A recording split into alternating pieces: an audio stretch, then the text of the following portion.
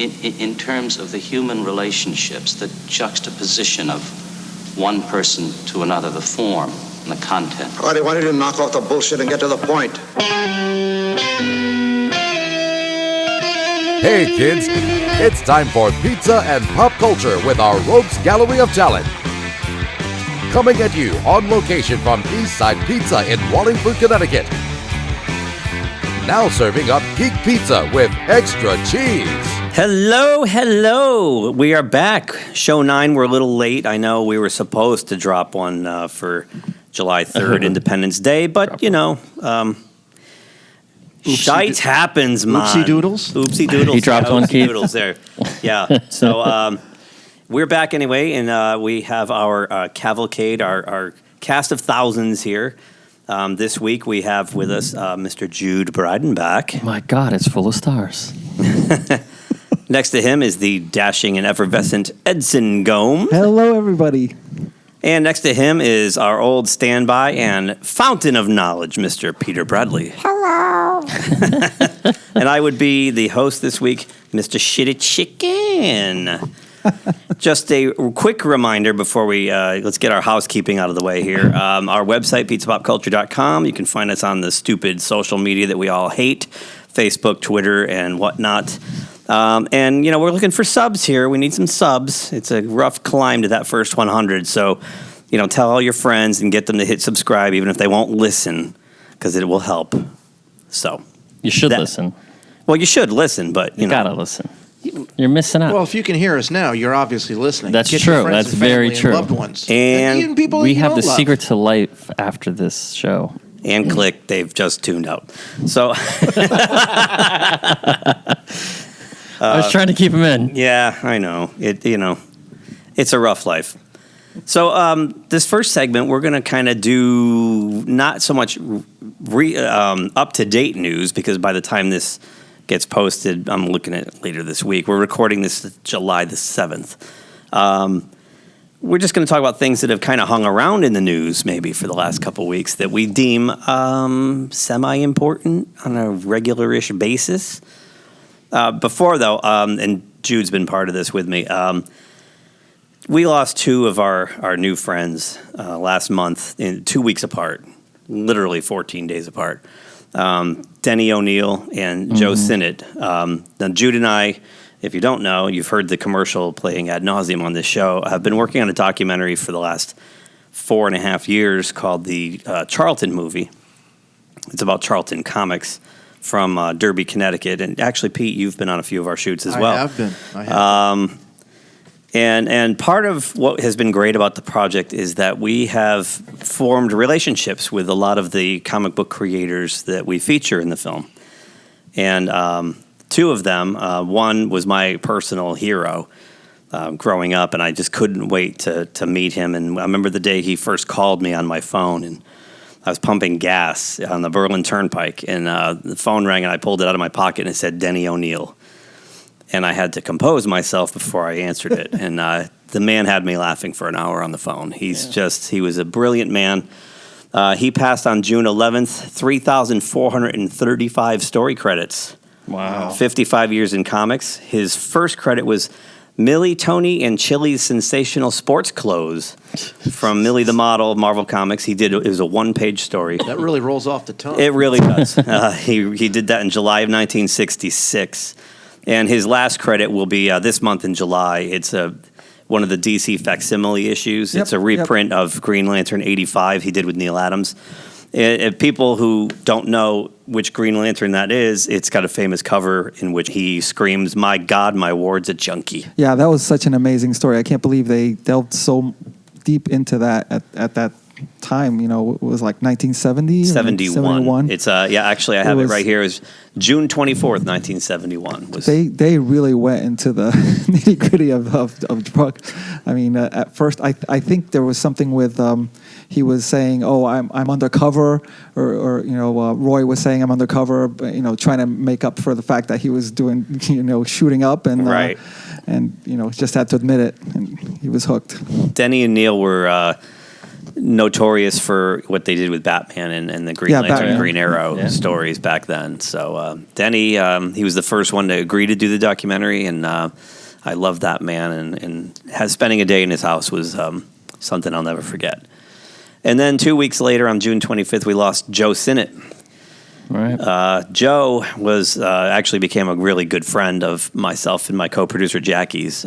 We would go have lunch with him a lot, and we did a few Comic-Cons with him. We did panels with him. We were very close with Joe, and we were hoping that we'd get to see him before he spends the winters in Florida with his daughter, and we were hoping we could get to see him this summer somehow, if COVID would go away, and he didn't make it.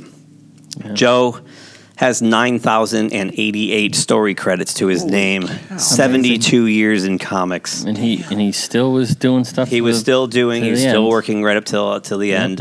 His first credit is called Factory Girl, a true first love story. It was a 7-page story that he did in First Love Illustrated for Harvey Comics in 1949. And he inked over Tom Gill pencils for that. And his last credit, right up to now, it's this month, Nervous Service from Archie and Me. It's a 5-page story from Archie Double Digest, number 310. July 2020 is the credit, and inked pencils by Al Hartley. So these factoids came from comics.org database. So, Joe, we love you, man. Just think about that. How many people can you say had a career over 70 years? 72 years. 72 Yeah, we're years. And 55 for Denny.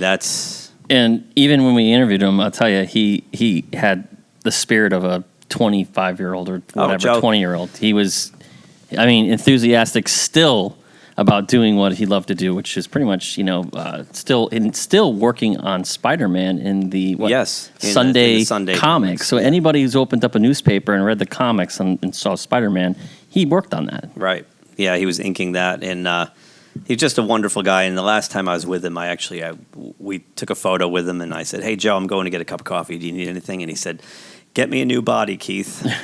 And it was horribly sad because he was in a wheelchair, and we knew. Yeah, we knew. So one other death that happened just yesterday, I believe, Ennio Morricone, the famous, prolific film composer who did scores for all the Sergio Leone westerns. He didn't do.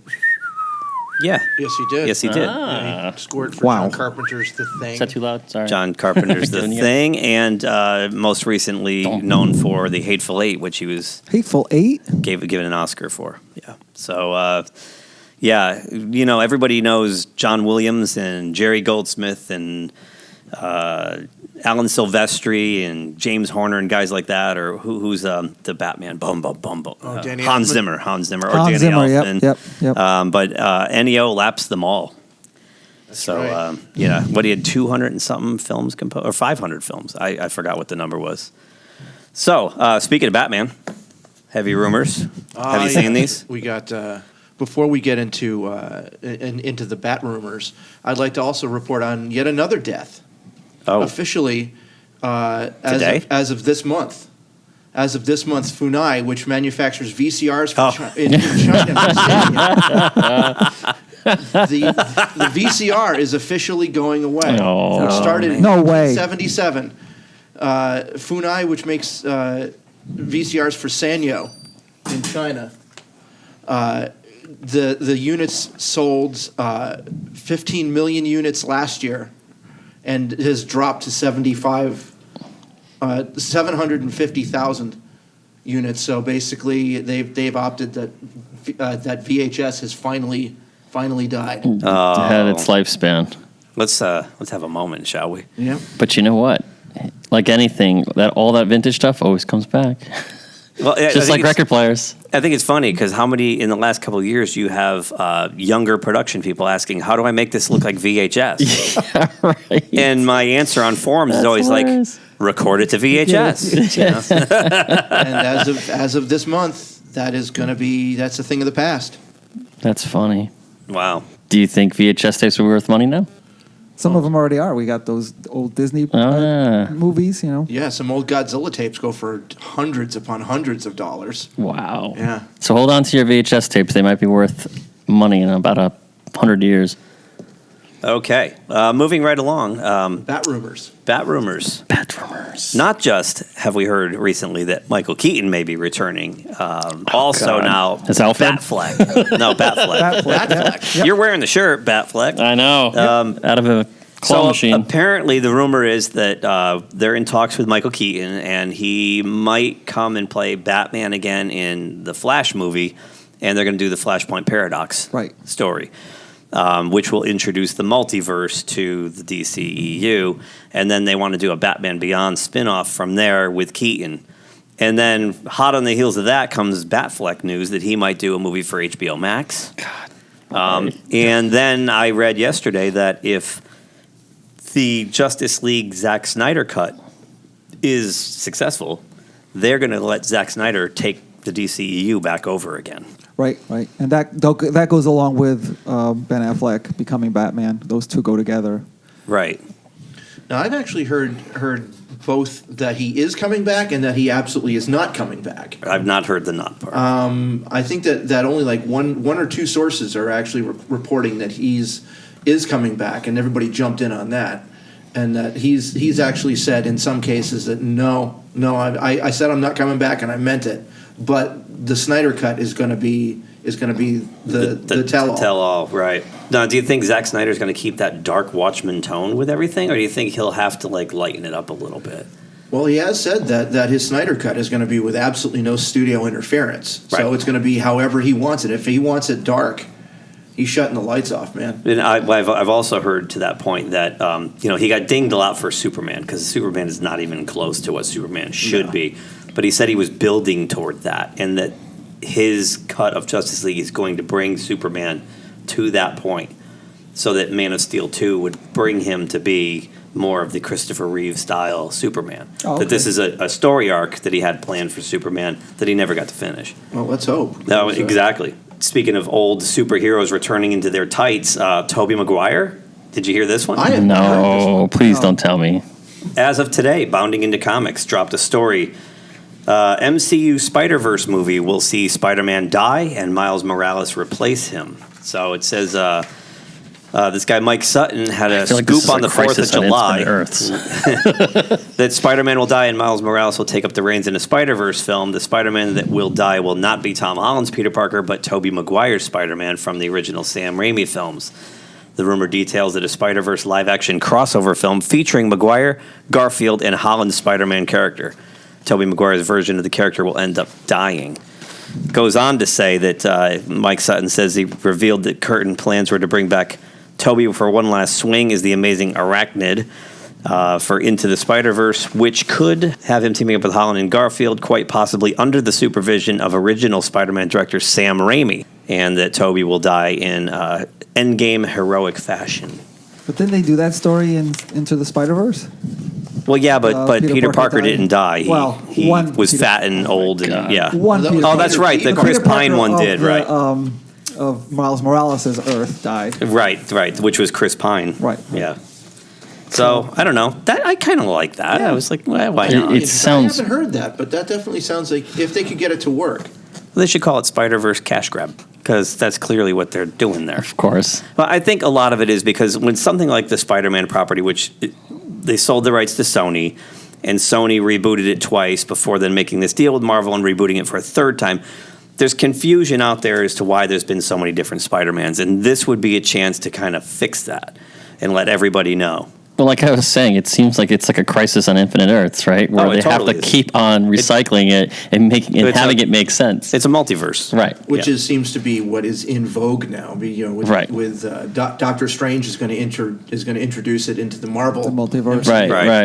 And now DC wants to jump on that bandwagon, and we can already do it with Spider-Man. Well, DC was already doing it on television in the Flash Arrowverse. They were already doing that. True. So, well, and actually, Avengers Endgame kind of opened up the multiverse in Marvel already too. So, but DC Comics does that every 10 years with their comics. They just reset and the button. whenever you want to retcon something and start over, you just alternate universe, which I know you want to do the Doctor Who, but I want to skip, since we're talking about alternate universes, let's skip to the Star Wars one. That's a good Which I one. can't wait for. If these rumors abound that Kathleen Kennedy's contract runs out next year and they're not going to renew, Let's pray. that they will retcon the entire sequel trilogy into an alternate universe and using something called the Veil of the Force. Yeah, that's from Star Wars Rebels, which was a cartoon show from a few years back. And it's kind of like this giant dimension full of mirrors that basically you can jump back and forth into different points in time. So I guess what they're going to be doing is jumping back to before Palpatine shows up and not make the sequel movies happen. Right. Apparently, unbeknownst to Jar Jar Abrams in the last movie, the set, the art directors and the set people hid little things in the background that could open up this possibility. He was unaware they put mirrors and stuff in there. Are you kidding me? No. And then, of course, this is all rumor, but you hear it over and over on multiple channels. So who knows? I believe this came from the future ruler of Earth, Dictor Doomcock, yeah. Dictor Van Doomcock. Yes. I saw that. That's right. So let's. He's been pretty good on his spoilers before. Yeah. Yeah. So let's hope that he's right, because those are bad. Yeah. They're so bad. They're horrible. And before we run out of time, this one, Pete, you can take the wheel. Is Doctor Who recasting Jodie Whittaker out as the 13th Doctor, and does showrunner Chris Chibnall go with him? Her. Sorry. I certainly hope so. I definitely hope, because not that Jodie Whittaker is a bad Doctor. Now, I'm a big Doctor Who fan, at least of the new Who from 2005 on. And I think everybody's done a fantastic job as the Doctor. And Jodie Whittaker's, she's good. She's good. Unfortunately, she's dealing with some really horrible material, and that's squarely on Chris Chibnall's shoulders. And he turned it into the Magic School Bus, and you get scolded every episode for, corporations are bad, and global warming is bad, and it's you just get scolded at every single episode. More identity politics. Exactly. And so it's plus it's got a lousy design aesthetic to it and everything. I really hope that this rumor is true. Well, we will find out. But not for several years, though, unfortunately. But Right. soon, hopefully. Right. Anybody else with anything? I We have got just under 2 minutes. One, you guys heard of IDW Comics bringing together Back to the Future Yeah. and Transformers? Have you covered this They're going to do before? another mashup series? Mashup series and a new Autobot called Gigawatt, which is the DeLorean, time-traveling DeLorean. Oh, God. That thing sold out in about 5 seconds I out didn't there. hear this. That's Is Bob Gale- hilarious. Is Bob Gale involved writing it, or? I don't know. That's but it's a great. 4-issue miniseries, combining the two That's hilarious. franchises, and Those they are came always up with a new fun. toy. The Why Back didn't to the I think of Future, that? The Back to the Future comic book that Bob Gale did over this, I think it was 2 years, in 15, 16, was actually really good. There's It was great good. stories in there. So, all right, let's take a little break and come back with our next topic.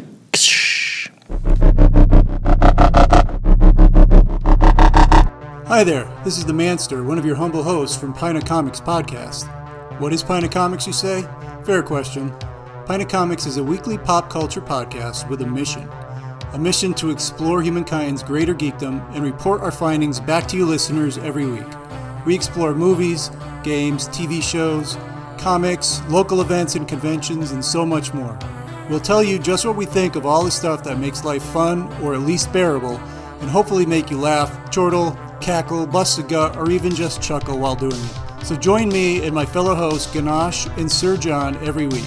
You'll find us on Spotify, Apple Podcasts, iHeartRadio, or whatever podcatching app you like to stuff inside that little phone of yours. Listen in.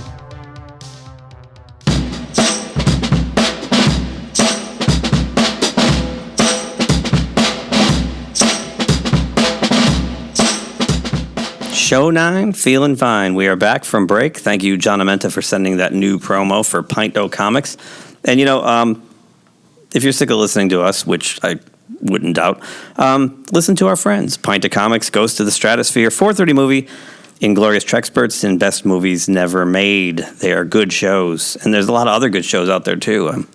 just the list will just keep getting longer and longer. But anyway, so we're back here with Jude, Edson, and Pete. Hi.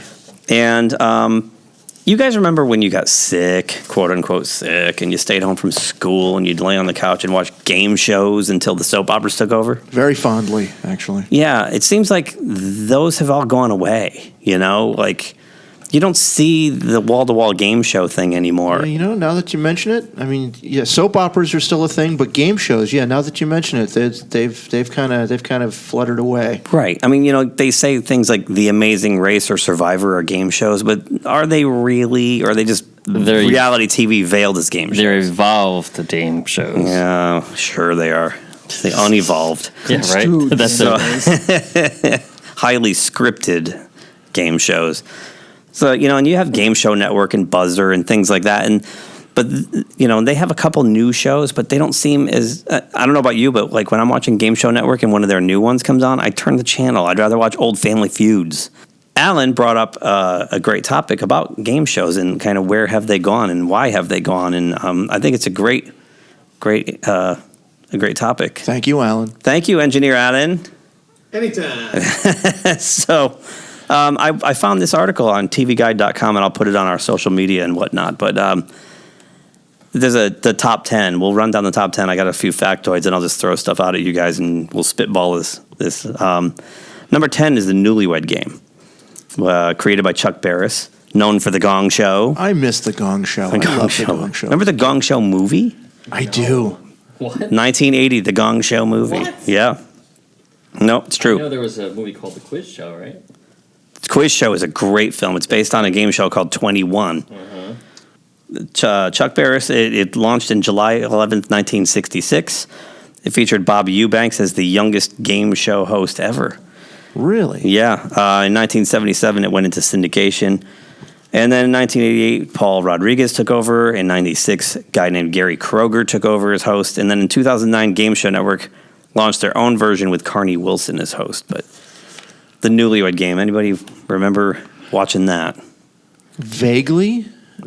I know that this is a slightly different show, but I remember the Dating Game. Also a Chuck Barris production. Also Chuck Barris, excellent. Okay, but very very similar, where they would ask where you ask like oddball questions. Correct. about you know, where's the strangest place you made whoopee and stuff like that. I do know that there was a serial killer who made it onto the Dating Game. That's awesome. A serial killer named Rodney Alcala. Rodney Alcala. Which I know nothing about, but they do have the internet on computers. So our loyal audience can look it up if you are interested in serial killer Rodney Alcala, who actually was on the Dating Game as a contestant. I don't know if he... a question on Jeopardy. Look at that. You like that, huh? Yeah, there you go, Jude. And if you've had too much of serial killers, getting back to the Newlywed Game, I do remember watching that as more like as a family and just enjoying the heck out of the way the couples used to give each other dirty looks. Usually the wife giving the husband dirty looks when he missed an obvious question that he should know. Exactly, yeah. And like hitting them over with that, what was that, placard that they write their names on? Yeah, they had those oversized cue cards that, they were like novelty checks. They were so big. Yeah. Number 9, what's my line? Simple concept. Celebrities question a stranger and try to guess which is his or her job.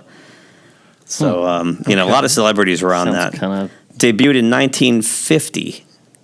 It was called Occupation Unknown originally, and then they changed the name. The host was John Charles Daly. 1968, it was taken over by Wally Bruner, and it ran until 1975, the last 3 years with Larry Blyden as host. So, anybody remember that one? No. Not in the slightest. I feel like I'm completely out of that whole... There were hundreds of celebrities on that. Basically, do you remember it, Edson? They would ask questions, and like at the end they'd say, with the real plumber or whatever. And then the 3 guys would stand up like a little bit, and then finally they were basically lying about who they were. Yep, and there was one was telling the truth and the other ones were lying. It was a good show. Number 8, password. The password is yes. pizza. Yeah. I'm going back a ways. These are all 60s, 70s shows, right? Well, here's a little factoid.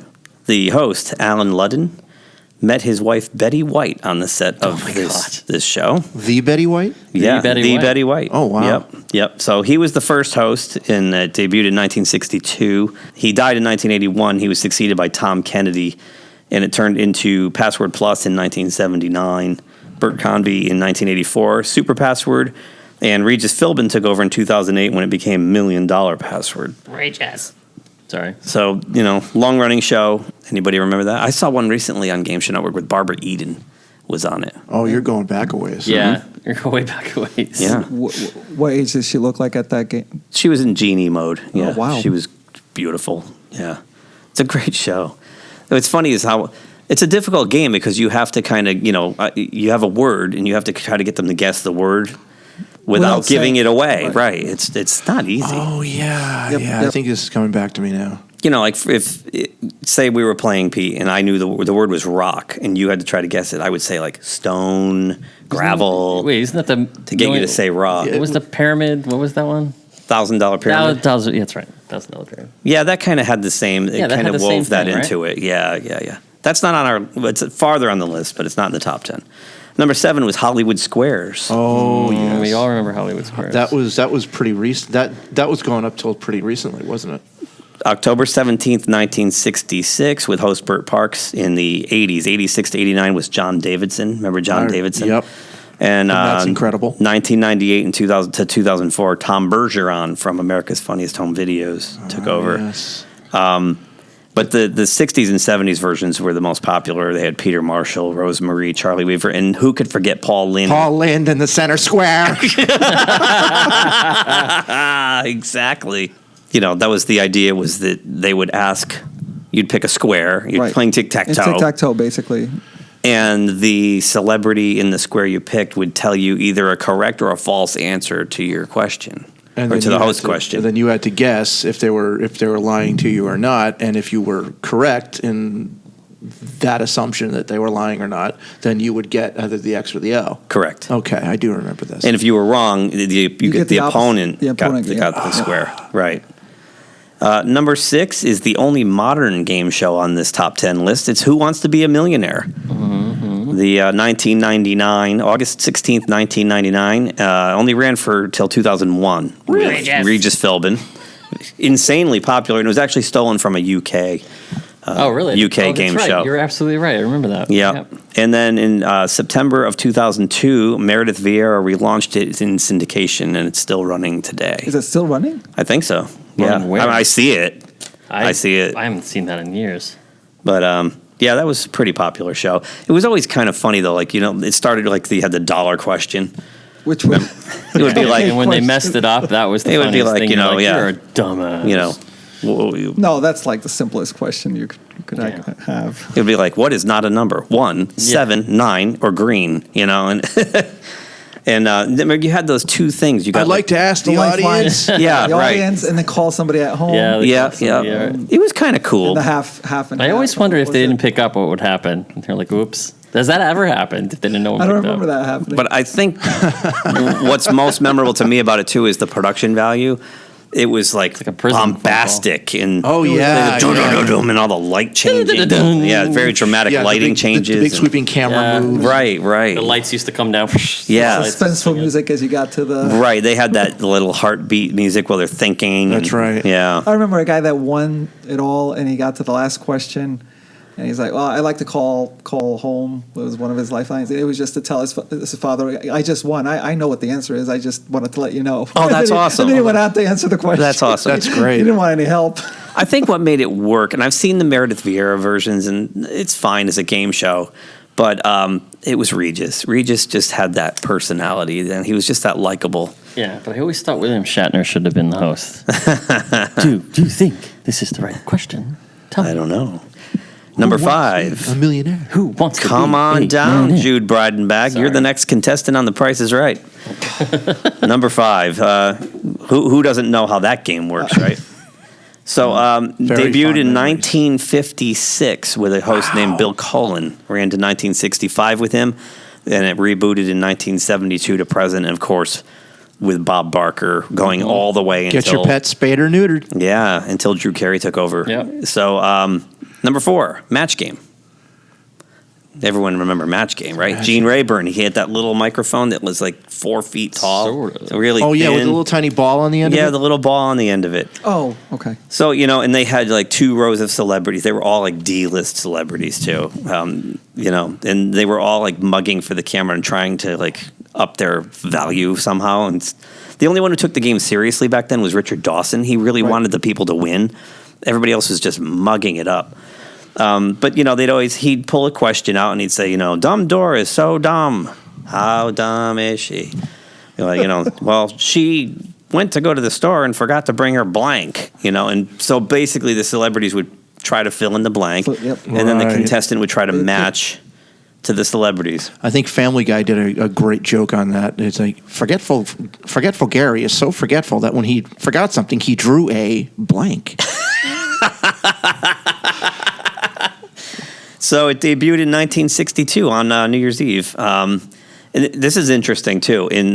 They have these on the Game Show Network, and I've seen them also on Buzzer. In 1983 through 84, they merged with Hollywood Squares and became the Match Game Hollywood Squares Hour. And it would start with Gene Rayburn doing Match Game, and then it would transition. And the host of the Hollywood Squares version was John Bauman. Anybody recognize that name? John Bauman? From our childhood? No. Anyone? No. Alan, what about you? You recognize the name John Bauman? It's familiar. I'll give you a hint. He's tall and he's got a deep voice. Dark hair. He wasn't the drummer of Led Zeppelin, right? No, but you're on the right track. It does have to do with music. He was Bowser from Sha-Na-Na. Oh, wow. No kidding. Yes. Yes, he was. Never knew his name. So, and Right. Game Show Network actually did a documentary in 2006 called The Real Match Game Story, Fill in the Blank or something like that. So I want to find that and watch it because I watch Match Game all the time. Actually, Amazon Prime has them. You can just watch them, binge watch all the old Match Games from the 70s. Kidding. Yeah. Yeah. It always had, what's his face, there, Brett Summers, Charles Nelson Riley, and Richard Dawson. Charles Nelson Riley. Yes, and Richard... While we're on Richard Dawson, number 3, Family Feud. Survey says... Oh, that's great. It debuted July 12th, 1976, with serial kisser Richard Dawson as host. And then went through a litany of hosts from there, including Ray Combs, Richard Karn, Louis Anderson for a while, John O'Hurley, Hartford's own John O'Hurley, Mr. Peterman from Seinfeld, and finally to current host Steve Harvey. Right. See, yeah. And I think Steve Harvey's sensational. And through all those eras, they kept changing the set to the point where it didn't even resemble Family Feud anymore. Like, set-wise, it was just, they got too techy with it. And I like how with Steve Harvey, they kind of brought it back to its roots, and it looks a lot like the original version now. The music to Family Feud it's been iconic. eternally stuck in my head. Yes. So the first thing that I thought of was when you mentioned Family Feud was the damn music. Yeah. I think the people think of that, they think of Survey Says, and the third thing they think of is Richard Dawson making out with every single woman on the set. Pablo. I automatically think about it. I'm like, and in this age of all these people, the SJWs and the people constantly offended by things, they did bring up the Richard Dawson Family Feud recently, and just so they know, every woman who went on that show signed a waiver to allow him to kiss them. No and kidding. I heard of that. no way. And many of them requested that he kiss them. That's what I heard, that was actually requested. Right. Yep. So do your homework, complainers, before you start complaining about shit you don't know about. Number 2, Wheel of Fortune. Wheel of Fortune. Which is still on the air with the original host and hostess, if I'm not mistaken. Well, no, they're not the original. It debuted January 6th, 1975. And really? Yeah, it's a Merv Griffin show. And Chuck Woolery was the original host with Susan Stafford. Oh. And then in 1981, actually have the date, December 28th, 1981, they replaced them with Pat Sajak and Vanna White. And they're still there to this day. So they're like the longest, I think with Jeopardy, they're the longest running. And Jeopardy would be our number 1, Jude. Jeopardy's our number 1 game show here. You did. Debuted March 30th, 1964, and then to 1975. And then it joined Late Night in the 70s. It had a couple runs in the 70s. In Late Night, the current edition debuted September 10th, 1984, and that's with Alex Trebek. All the way up from 64 to 84 was a guy named Art Fleming was the host. So Trebek has been there since 1984. Always watching it to learn something. And I know this goes a little bit off, but I love the skits that Saturday Night Live made out of. That's my favorite part of Saturday Night Live. Oh yeah, they had some the good skits ones. they Turd made Ferguson. out of Jeopardy. Yep. Yeah. Turd Ferguson. Sean Connery was the funniest. Yes. You know who's really good at Jeopardy is Angelo. If you sit at Eastside Pizza with Jeopardy on, he starts rattling off the answers, and I'm convinced he's just seen them all over and over again. He's really good at it. It's uncanny how good it is. He is at that. Yeah, you do kind of feel good when you blurt out something really obscure, and then you just, I'm a genius. Yeah, and the whole room goes. It's like, how the heck did I know that? Yeah. It was like through osmosis or something. Someone talked about it once on a Who is Shakespeare? Subway. Oh my God, I'm a genius. So out of these 10, and there's 60 on the list, but out of these 10, 9 of them were created in the 60s and 70s. So what does that say about game shows? Well, I'm surprised because I grew up in a different era in the 80s, and Double Dare was really popular. Double Dare. Let's see if that's on I'm surprised here. Double Dare's not on there because they used to do a Double it's not Dare. top 10, Jude. They used to do a Double Dare for kids. Double in the Dare is afternoon. top 60. It's right here. Oh, it's top Double 60? Dare. Yeah. And then they used to do a Family Double Dare, which was later on in the evening. And I used to like Joker's Wild. Remember Joker's Wild? Joker's I Wild. don't remember that one, no. Yeah, But there was a while, I think they used to have some game shows that were aimed towards family. I think like they're Double all Dare. aimed toward family. Yeah, but a little bit more, like Double Dare, you had to get your parents to go through an obstacle, and if they didn't do it right, they got slimed. So, kids like to see that stuff. But there is a new one now called The Floor yes, is Lava. The Floor is Lava. Really? It's on The Netflix Floor right is now. Lava. Yep. My friend watches that with his kids, and his kids love it. And so, those were probably popular back when I was growing up. But and then, of course, later on, the terrible game shows, I guess you want to call them, The Bachelor and the rest of all those became but those are more replacements, I reality think, of the late night game shows. Well, the Bachelor's not on this list of 60, believe it or not. I'm stunned. How about Concentration? Is that Concentration is here. I always love Concentration. Card Sharks, Dating Game, Deal or No Deal. There's some good ones on here. What was one with the whammies? Oh, that was. That's right. I just saw I it. remember that show. Press Your Luck. Pressure Luck, yeah. And That I is think here. Snoop Dogg is currently hosting that one. Yep. 21 is on here, which is the inspiration for the movie Quiz Show. The rigged game show, famous rigged game show. Yep. If you've never seen the movie Quiz Show by Robert Redford, look it up. It came out in 1994. It's fabulous. I used to watch the Weakest Link with my mom too. Remember that show? Yeah. You're the weakest link. Yeah, the lady used to that. Yeah. And what was the one with the briefcases where they Deal or No Deal. Deal Deal or No Deal, My right. daughter loves that. There's a video game. Yes, at, the video game's great. Dave and Buster's. Yeah. She loves that game. Isn't it fun? I play it all the time too. It's so much fun. I like the ones that made you think. You know, some of these that are frivolous are fun too. But I always like the ones that made you think. I always like the Family Feud. Although Family Feud, they'd survey 100 people, and sometimes you'd be like, Where did that come "What three from? people What are you are talking about? so stupid?" Like at the bottom there was some dumb. Nobody ever got it. And you know what the trick to Family Feud is that none of them ever caught on? If you win at the beginning, when you win the showdown at the front, pass to the other team. You always wind up. They always say, "Oh, we're going to play." You never clear that board. There's always some asinine answer on there. You're never Something going you to find in a bathroom. Lawnmower. Show me lawnmower. Ding. Yeah, right. Exactly. It's it's hilarious. I do think Richard Dawson was a great host in my favorite TV show or game show, The Running Man. There you go. The Running Man. Well, we will have to revisit this topic down the road, but I will post this article, the top 60 game shows, on our social media. And as Chuck Woolery would say on Love Connection, we'll be back in 2 and 2.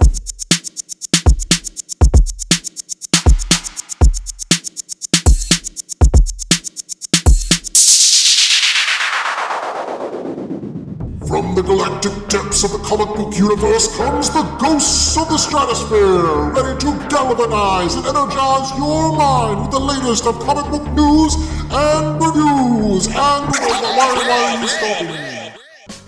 Yes, that's much better. Hi, this is Andy Larsen for Ghosts of the Stratosphere. Join me every week along with my co-hosts Rob Stewart and Chad Smith, as well as a cavalcade of fantastic comic book guests as we dish out heaping helpings of the greatest and latest of comic book news and reviews. You can find us under Ghosts of the Stratosphere as well as on our website www.gotstratosphere.com. Hope to see you soon, folks.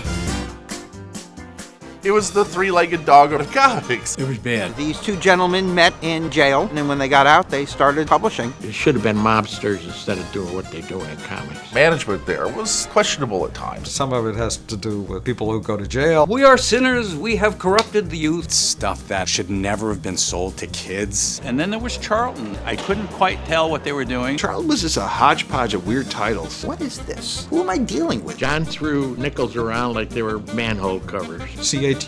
They were cheap. Hell yes, they're cheap. They were a special kind of special is what they were. Critic was horrible. You could smell them beginning to decay even as they were rolling off the press. At one point, they actually did have to move the comics operation into a bowling alley. It's something out of a sitcom. We want to publish comic books in the worst way, and they did. It's been called the street-fighting cousin of Marvel and DC. Maybe you've heard of them. Probably not. But you do know the industry legends that called it home. This is Charlton Comics. Follow at charltonmovie.com. Oh, it's gonna suck.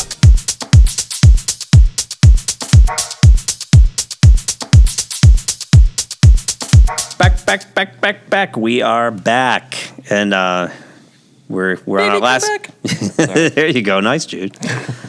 We're on our last segment here, and it's not the years; it's the mileage, gang. I want to throw this out there. This is another topic Alan brought up producing the show for us today. That you hear catchphrases like that all the time. You use catchphrases like that all the time in daily life. For example, if we're going to do a video shoot and we're putting up the lights and I turn around and stare right into a 1K, I say, "I looked at the trap, Ray," and everyone on set laughs. They know exactly where that's from, and they know exactly what I did. So, what are some of the things that you say and do in your everyday life that ties back to something from your childhood or even recent pop culture that you might know, that everyone you're around might know or may not know, but they're familiar with the saying? Can you think of any? I could go through some, and you guys can He's guess. dead Jim, Everyone knows he's dead Jim. That's one. Okay, so there's no place like home? What's that from? No, it's not getting that one. Can you be more specific? Oh, my God. How about, it's alive, it's alive. Yeah, right. I mean, you can go on, but go ahead. But do you use things in everyday life, Yeah, I certainly use it's not the years, it's the mileage quite a bit. Yeah, me too. It's not everybody necessarily knows where it's from, but they've heard it. It's like, it's from that thing. I know. It's with that guy. With that guy with the head and then the hands. What's it from? I don't know. It's from Raiders of the Lost Ark. Jude, you were telling us off mic when your mother would tell you so anytime my mom would ask me to do something around the house, and I'd be just out the door, going over a friend's house or something, I'd say, no time for love, Dr. Jones. What about you, Edson? One of these days, she never knew where it came from, but I'll actually have my teenage daughter watch it because she doesn't get it. But the teenagers are all into their own thing, and I pass by and it's like, "What are you doing? What do you want for dinner?" And I was like, Bueller. yeah, there you go. And she's like, "What are you talking about? How many times? Is that supposed to be an insult, whatever?" And I always love the classic from Airplane, and I use it at work all the time. Surely you must be kidding. Well, there's a lot of them. Yeah. Don't go. The one I use all the time at work and get a laugh is looks like I picked the wrong time to stop sniffing glue. When things go wrong. I just recently used. Have you ever been in a Turkish prison on someone? So yeah, Alan has one. My shoe. And damn it, Jim. Damn it, Jim's a good one. Yeah. And I'm a doctor. I'm a doctor. Yeah. Yeah. That's a good one. Things like we're gonna need a bigger boat. There you go. If you build it, they will come. He will come, or they will come. They will come. Yeah. How often do you catch yourself singing "Farewell and Adieu to you, dear Spanish ladies"? You can't handle the truth, Pete. Oh, there you go. Ooh, Bond, James Bond. Yeah, it's but here's what I want to, again, much like the previous segment, a lot of these lines we're referencing come from days of yore, Great Scott, Marty. They're from the past. Can you think of memorable lines from anything that's come out in the last 15 years? Yes. Is there anything that has really stuck, besides anything that might have come out of Robert Downey Jr.'s mouth? My precious. Oh, there. Oh. Yes. All right. You know what? Mic drop. But seriously, though, I mean, if you look at the last 20 years, let's just go back to the year 2000, how many memorable lines from movies or television have gone out there, have stuck in our daily lexicon like the old ones have? Not many, if any. I can't think of any. I can't either. No, I'm drawing a complete. I can think of blank. Captain America and Winter Soldiers using a lot. Well, Black we Widow. play a game? Shall we play a game? And she starts to explain it to him. He's like, "No, I got it." You remember that's from War Games, Yep. Yeah. And just like the Flying Monkeys line is a reference to Wizard of Oz. And even My Precious is 20 years old. Right. Yeah. Well, Right. To Infinity and Beyond, is that no? That's good Okay. right there, No, too, that's right? still kind of 1995. Yeah. But I'm just, my brain is just breaking right now, just scrambling through the years trying to figure out, as good as the Marvel movies are they going to stand the test of time? I don't think they are. I honestly don't think they are. I don't think 30 years from now people are going to be excited to watch Ant-Man and the Wasp. You know what I mean? Yeah, they're definitely not quotable. They're not. They're not very quotable. I mean, the more humorous ones are kind of like, Like that man is playing Galaga is probably the only thing from any Marvel movie I can think of. But that's not one they that you're still going to don't hold water compared to the older pop whatever quotes or. This past weekend we saw Ghostbusters, and we were quoting right along with Ghostbusters, and we looked to our left and there's Harry Potter, and behind us is Deadpool, and I think I made the same observation. Are these movies going to hold up? Like Ghostbusters, we're watching a 35-year-old movie, and will those kind of movies be around in 35 years? Will people be quoting those movies in 35 years? Any of the Marvel movies or any of this stuff? I mean, when you quote Star Wars, you quote "May the Force be with you." The original 3, right? Yeah. I thought they smelled bad on the outside. Right? I am your father. Right. Everyone says I'm your father, or you're not my father. Right. So things like that. I don't know. I'm always curious to know if when the movies were, when they were written, they wrote these scripts, whether or not those were going to become famous lines. You know what I mean? Because some of them are just brilliant. No, they really are. And there's Quentin Tarantino's a master storyteller, and he's a phenomenal scriptwriter, and he writes many clever lines. I mean, he writes, but even those movies, do you think you'll be quoting anything from those? Bring out the Gimp? I don't know. That is a good one. That is a good one. Yeah, I'm having a complete brain fart here, trying to think of anything within the past 20 years that's as quotable as Airplane or Ghostbusters or Jurassic Park. Hang on to your butts. Yeah. So that's right. Even then, that's not a recent movie. So let me throw this out to you guys. What is it about those old movies that are so quotable? Is it us? Is it because they made an impact on us as young adults? I was going to ask, is there a generational thing to it, like where our generation, it just hits its... I think music in movies, like especially Disney movies, like Frozen and stuff, I think the songs are more reminiscent of having something that would get stuck in your head than older movie quotes. Because that stupid Frozen song... Yeah. It gets stuck in my head. If I hear it, it's stuck in my head the whole day. Let me ask Let you It this. Go? What, is that the name of the Yeah, song? Let It Go. Let It Go, Let It Go. Okay. All right, let me ask you this. Which one is dug further into your brain, that or the song from Titanic? Frozen, definitely. But I going back to you, Edson, I think you're onto something there. Is it just a generational thing? Are we looking through our rose-colored glasses at our past? And are the current movies just as quotable and just as fun to someone who is watching them? Like we saw Raiders of the Lost Ark, we're 12, 13 years old.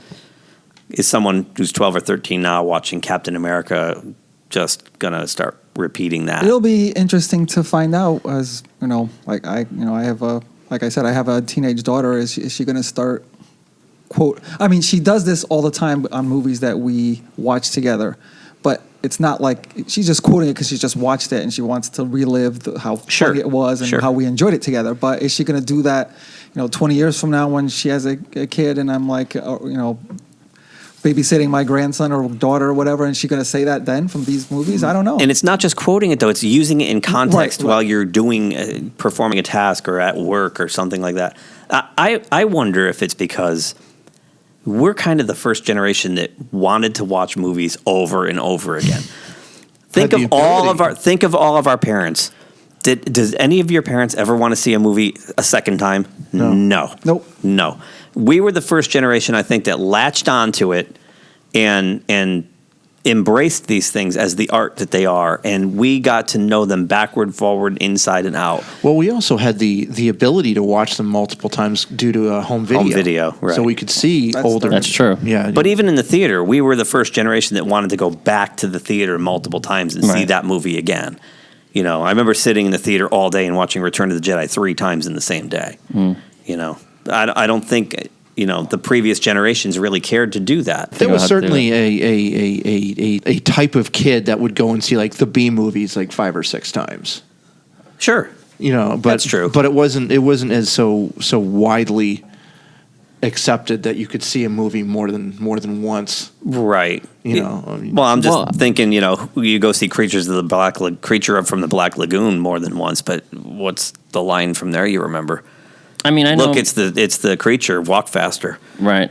I know I'm probably going in a different direction than this, but is it just that movies today aren't written very well? Well, that's where I was going. All the visuals are just all over the place, and people just want to see constant, visual stimulation as opposed to actually listening to good dialogue. And I think it's also, I totally agree with you, but I think it's also when you said with our generation, we went to watch a movie and we probably went with a bunch of friends. And what were we doing right after the movie and maybe the rest of that day? Talking about it. What do people do today? As soon as they're out of that theater, they're into the smartphone. What's the latest Twitter? They're not reliving it like we did, I think. That's a really good point too. They have so many distractions. They're on their phones during the movie. I mean, that's Keith, you and I saw Godzilla, and it was. Whenever people were talking, they were on their phones, and as soon as the monsters started punching each other, the phones went down. Right. So, which combines both of what maybe the movie wasn't well written, and people don't have that much attention. Look at what the top grossing films are now. They're Fast and the Furious sequels and things like that. They're brainless. How about I don't know. How about it's bullshit? I did not hit her. I did not. Oh, hi, Mark. You're right. People are more attracted today to the flashiness, to the explosions, to all the bullets flying. Well, that's what I mean. The violence. Is it just not good stories? Right. It's just is dialogue just lacking in a lot of movies now, and it's lazy. Recently, I went on Pina Comics and we did an 1.5-hour deep dive into Star Trek: The Motion Picture. And that's a movie with no tentpole action in it whatsoever. I think the most action is when they go into the wormhole and they almost crash into an asteroid. For 5 minutes. Right. So, again, that would never fly these days. That movie is really, really well done. It's a great story. I think it's one of the best Star Trek movies ever made. But you try to get a modern audience to sit through that. It's just not going to happen. So, you could be onto something with that. Characters aren't compelling. The story doesn't draw you in today most of the time. No, it doesn't make you think about you in that situation, which I used to do all the time in the older movies. Well, yeah, I mean, out of all the new Star Wars movies, can you quote any lines that Ray said, or even want to, or even remember? No, they're very forgettable films. Right, and that's the weird thing, because all the other 3 original films have a lot of quotes that you would want to quote to somebody. Hey, it's me. Right. One of the things that I pointed out when we were Jude and Keith and I went and saw Ghostbusters this week, the original Ghostbusters from '84, and something that I had noticed is that it's not full of quips. Nobody is all of the movies nowadays. A good character is always on. They're always making these snarky comments, witty, yeah, and it's a constant thing. Whereas the original Ghostbusters, it all came out of the characters. it was Bill Murray was in character when he was saying things like, "Oh, but you said crossing the streams was bad." Yeah. It was all there wasn't a constant barrage of dick jokes. Right. And a lot of those lines were improv too. They just kept the cameras rolling, and he would do a one-liner. But what worked with Ghostbusters, the original, was that they were real people reacting to extraordinary circumstances. In the 2016 remake, they were reacting unnaturally to unnatural circumstances. Right. And I just watched the Red Letter Media review of Ghostbusters 2016 again last night. And the scenes that they juxtapose to prove their point is the scene where the police van pulls up outside the Ghostbusters firehouse, and Janine Melnitz opens the door and says, "Dropping off or picking up?" Dropping off. Yeah, one moment.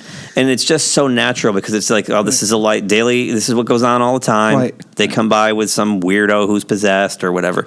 And then they talk about how in the 2016 version, someone's at the door of the office, and Melissa McCarthy, while walking to the door, "Oh, I hope that happened. Last time they messed up my order." And joke, talk. Shut the hell up. And that's the whole problem. Like you said, Pete, they're always switched on. Right. And they feel like they have to fill these little gaps of silence with nonsense dialogue and bad jokes, like really lowbrow humor. Let the dialogue breathe. There's nothing wrong. Let the pacing breathe. Yeah, there's nothing wrong with a little bit of space between what you say. Look at these J.J. Abrams Star Treks where they're running on the walls and they're running everywhere they go, and it's just constant. It's just rapid fire, mile a minute. It just doesn't. Even when they're talking, they're sprinting or jumping or something. They don't take a minute to just stop and talk. Well, like I was saying earlier, audiences nowadays just don't seem to have the attention span. No, they don't. The phones will come out, or you'll fast forward through something until something blows up. Then the phones go away. Right. And it's probably why there aren't so memorable quotes of anything, because there's very little dialogue in modern films. You're not absorbing anything worth anything. I think your point is really well taken, Edson, that they're not thinking about it. They're not absorbing what they just saw after the fact. They come out and they're right onto the next bit of entertainment. I need more stimulation, more stimulation, Yep. more. But some of these quotes are timeless. I mean, some of these people put these quotes on their gravestone, like "There's no place like home" or stuff like that. Like, these quotes have some serious impact for people. They actually, they're absorbed with these quotes. They're part of their Well, lives, I'm going to use a quote from Pulp Fiction right now. Let's not just start sucking each other's dicks quite yet. All right? but I'm serious. Like, there's no place like home. I mean, to some people, you say that. Like Wizard of Oz, for some people, it's frankly, my dear, I don't give a damn. I mean, there's so many that go back. I mean, 'Twas beauty that killed the beast. There you go. Yeah. But I mean, they're timeless quotes, and they're just one sentence that could trigger a reaction for some people. Trigger a lot of memories. Yeah, a lot of memories, Keeps right? going, yep. So that's pretty powerful stuff. I think the answer is we need to get a youngin into one of these conversations and find out how they perceive the last 20 years of creative art, if you will. To me, I think a lot of it's just disposable cash grab. There's tentpole movies in the summer to make billions, especially overseas. They're targeting the overseas market, so they make really face level humor, stuff that doesn't take a whole lot of intelligence to figure out. Right. And they're dumbing down the medium just to reach a broader audience and pocket more money. Yeah, poop jokes translate into any language. Right. Right. And are those dumbed down, movies making that generation even dumber? I mean, I'm wondering if there's an effect to that.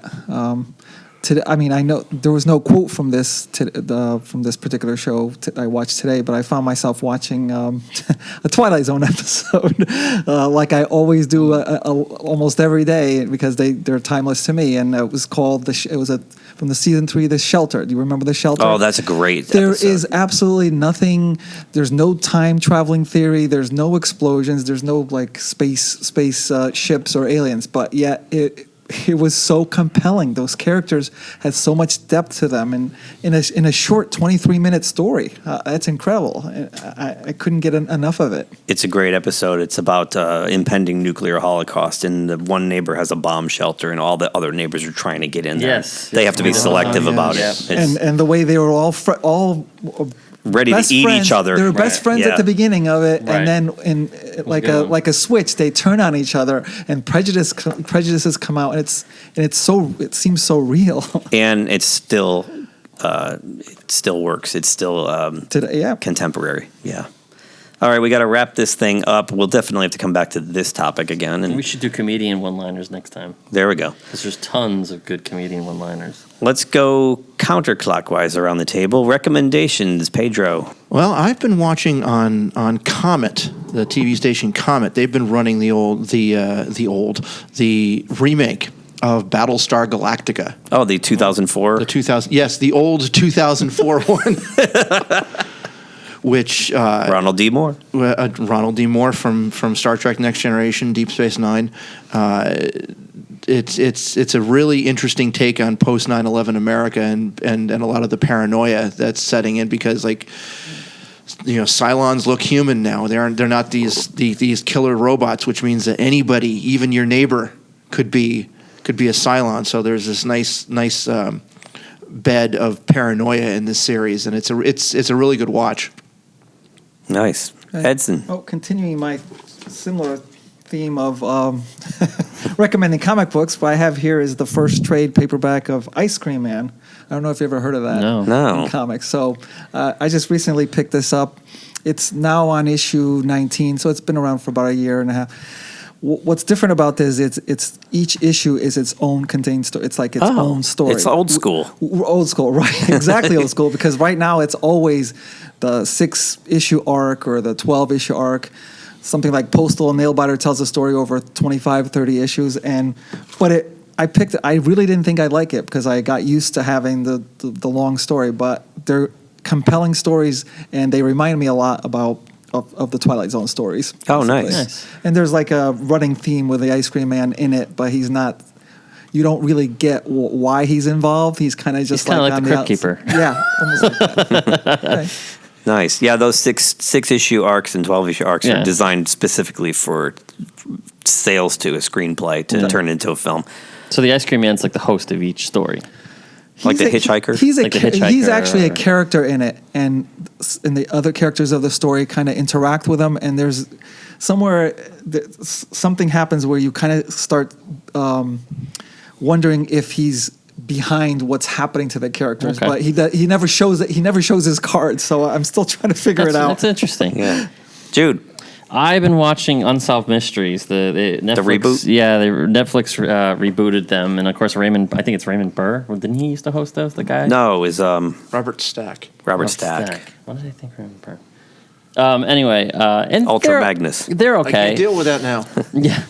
They're okay. I mean, they're trying hard, but it's not like the older show in the 90s. But they're okay. I mean, there's a lot of murder mysteries, but good late night, before bed TV. Right. For me, I'm gonna talk about a documentary called A Band Called Death. It's a great documentary. It's about this struggling. They were a struggling punk band in Detroit in the 1970s. What's so big about that? Well, they were black. So instead of doing Motown, they were doing rockabilly punk. Oh wow! And good one. They never really made it, and they recorded one 6-song EP, and they put all their stuff into storage. And the band leader, who ended up dying, said, "Don't lose this stuff because someday someone's going to find it, and it's going to be huge." And that's exactly what happened.